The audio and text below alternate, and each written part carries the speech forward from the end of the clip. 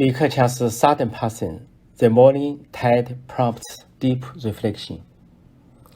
On October 27th of this year, former Chinese Premier Li Keqiang passed away suddenly, triggering an immediate wave of mourning across the country, from his hometown of Hefei in Anhui Province to Zhengzhou in Henan Province, where he was governed.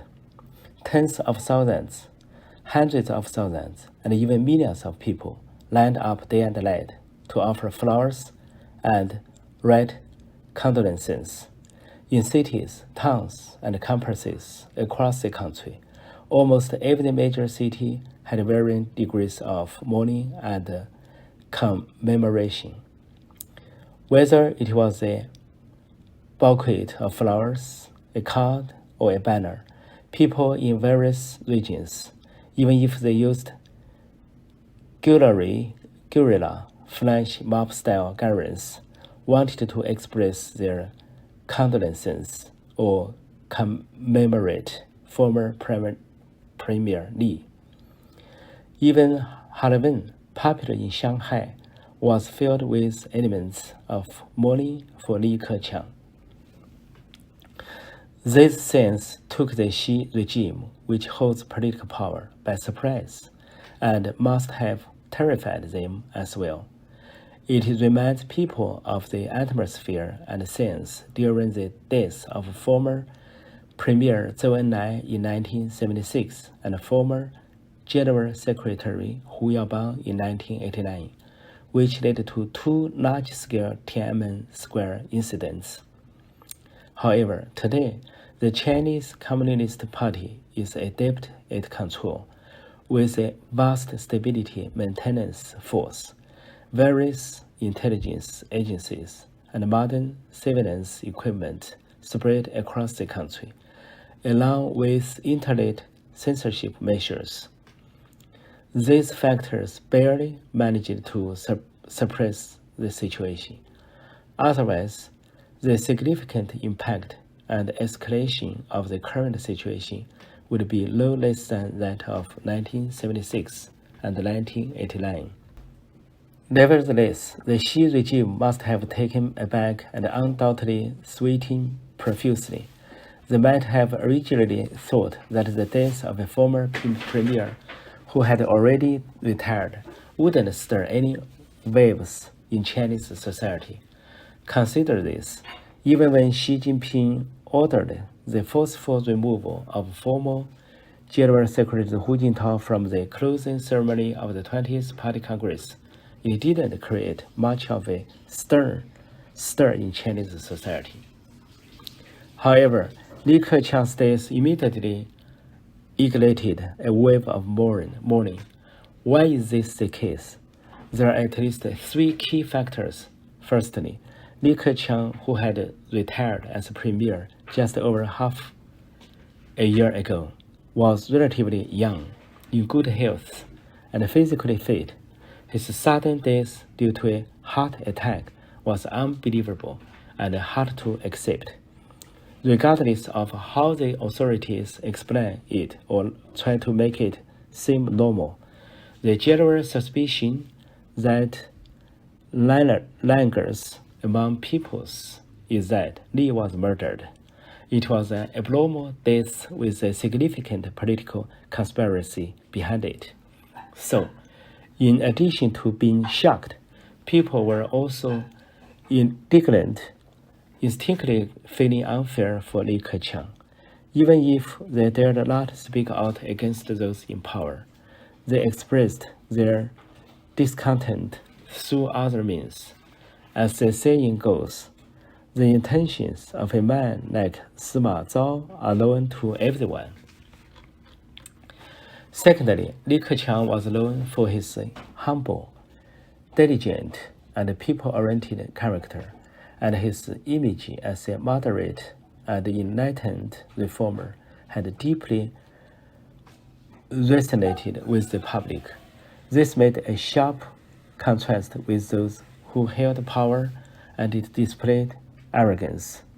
People had previously lamented his early departure from politics and his sudden passing was even more sorrowful. For many, the weight of his loss was so heavy that expressions of grief, tears, sobbing, and weeping were insufficient to relieve the profound pain in their hearts. Thirdly, Li Keqiang was a symbol of an era, a symbol of a reform and opening up, and almost every Chinese person could find a reflection of themselves in this down-to-earth premier. Li Keqiang's departure symbolized the end of an era of reform and opening up. Therefore, his sudden passing touched the emotions and concerns of everyone. People instinctively felt that a darker era was approaching, and the future was becoming more perilous. At this moment, there are also different voices. Some critics say that Li Keqiang didn't achieve much during his tenure. In reality, it's not that he didn't want to achieve things, that it's that certain forces prevented him from doing so. Some critics say that Li Keqiang was the weakest premier, but in fact, he was a steadfast pillar in the midst of strong currents. It was precisely because of this that he incurred jealousy, hatred, and exclusion from extreme leftist forces who wanted to get rid of him as soon as possible. If Li Keqiang is considered the weakest premier, then how should we characterize the current premier, Li Qiang? Some critics say that Li Keqiang is also a member of the Communist Party, and he shares the party's wrongdoings. This view may hold at a macro level, but at the micro level, being within a one-party authoritarian system and daring to speak the truth, genuinely caring for the people, and worrying about the future of the nation are still commendable qualities. Otherwise, how can we understand the few Communist Party leaders like Peng Dehuai, Hu Yaobang, Zhao Ziyang, and others who genuinely cared about the people? China still has 600 million people with a monthly income of less than 1,000 yuan. This was one of Li Keqiang's blatant truths. In an era filled with grandiose claims, his simple statement pierced through the myth of a comprehensive poverty alleviation and a comprehensive well-off society. The Yangtze and Yellow rivers ought to flow backward. This expressed Li Keqiang's belief in the cause of reform and opening up. People are working and the heavens are watching. This served as Li Keqiang's warning to those in power who engaged in power games and neglected their duties. In China, where democracy as constitutional governance seemed temporarily out of reach, the modest hope of the Chinese people is to at least preserve the path of reform and opening up.